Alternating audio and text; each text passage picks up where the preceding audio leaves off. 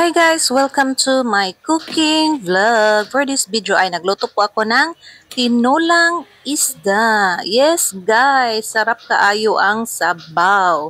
Labi na kay gikan mi na birthday ganina guys. Daghan mi gilapang nga mga mabidli nga sudan.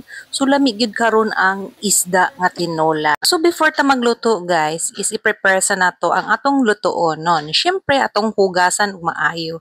Unya i-slice nato ang lamas, kamatis, bombay ug ang gulay nga pichay. Wala na ni siya luya og kanang sibuyas dahon guys kay wala kapalit.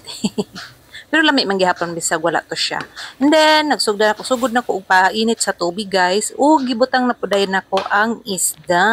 Siyempre dapat nabukal na ang tubig guys before nato ibutang ang isda. Unya isunod puday nato ang lamas ug katong gahi nga part sa pichay. Ini siya nga recipe guys, pinakasayon gid siya lutuon kay dali ra kaayo. Igo ra ka magpabukal og tubig, unya butang nimo ang isda, ang lamas, unya ang gulay dayon tapos timplahan og asin, bitsin gamay.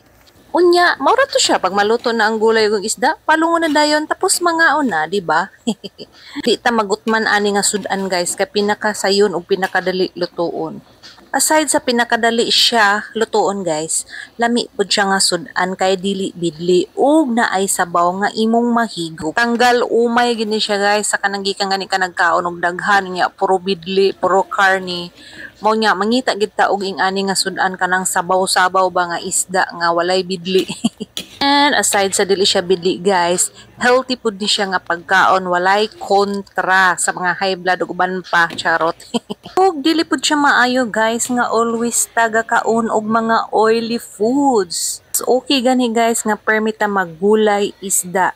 Talagsara ang karni. And for the go, luto na siya guys, ready to eat. Thanks for watching. Enjoy cooking. Happy eating. Love, love.